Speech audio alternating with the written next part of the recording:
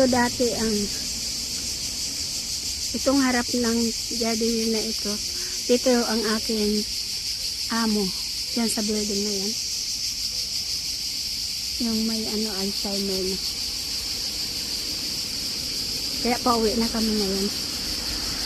Ang ganda talaga ng may mga garden. Ay mga puno. Ang lilim. Tapos sagana pa sa sagana sa bangko. Kabila. Daanan ito ng bisikleta, ganon din doon sa kabila. Sagana. At may tao pala doon.